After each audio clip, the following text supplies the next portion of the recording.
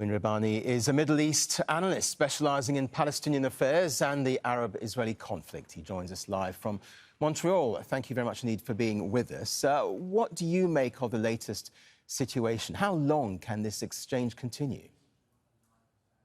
Not very long. I mean, Hamas on the one hand and Israel and the United States on the other have agreed a formula for exchange of captives, for the trickling in of humanitarian aid in the context of this truce. And it's all based on the Palestinians releasing women and child captives, and Israel releasing 3 times as many women and child captives.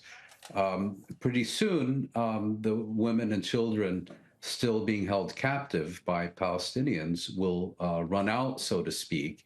And then it's not simply a question of agreeing to proceed with another category of captives, but also an entire new formula. So in effect, you're talking about a new agreement that cannot simply be an extension of the current one. And the other issue, of course, is, as your correspondent was earlier pointing out, we had the initial 4-day truce, then a 2-day extension, and now we're having 1-day extensions that go down to the wire before the commitments are in. And this is really an unsustainable situation for Palestinian civilians in the Gaza Strip. It seems very much like a stay of execution in which the Israeli military is taking kind of a Khmer Rouge coffee break before it proceeds again with the slaughter in the Gaza Strip. So I think a formula will need to be found to extend this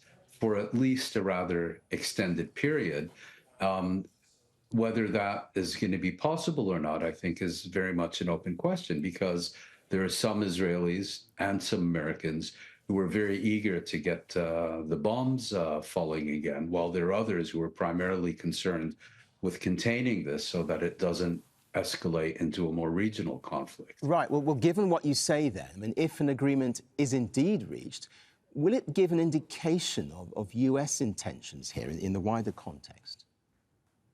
Yes, because I think ultimately, if the US wants an extension of the truce, Israel will have to go along with it. And I think you have kind of different factions within the leadership now. You heard Secretary Blinken basically agitating for a renewal of this war and making a point of saying that the United States will place no restrictions on how Israel decides to prosecute its terror bombing of the Gaza Strip.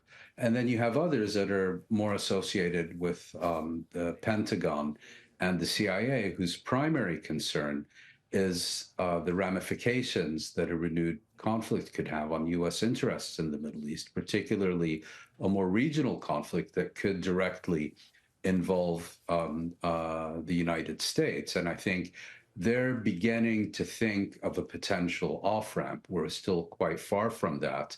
And for the moment, at least, it's that faction in the U.S. leadership that seems to have the upper hand. But Israel, on the one hand, it hasn't been able to attain any military objectives. So you could argue that it has come to the realization that eradicating Hamas and all these other slogans are a lost cause. At the same time, you have a military leadership that's still desperate to achieve something to at least somehow reduce the stain on its record from the 7th of October. And with that military leadership, as you mentioned, if hostilities do continue, where does that leave Israel and indeed innocent Palestinian civilians? Well, I think if the hostilities resume, Israel will be conducting them under more difficult, not only military circumstances, because it will now be fighting in much more dense urban territory. And it's already demonstrated that its ground forces are fairly mediocre in this respect. But it will also be fighting under more difficult political and diplomatic circumstances. I mean, what we've seen since the 7th of October is that Israel has really become an irrational actor. It's incapable of any form of inhibition or self-restraint. It accuses its closest allies, most recently Spain and Belgium and Ireland, of supporting terrorism. It demands the immediate resignation of the UN Secretary General simply for saying that this entire conflict has a context and so on. And so Israel will want to proceed as it did before with terror bombing and inflicting mass casualties and all the rest of it.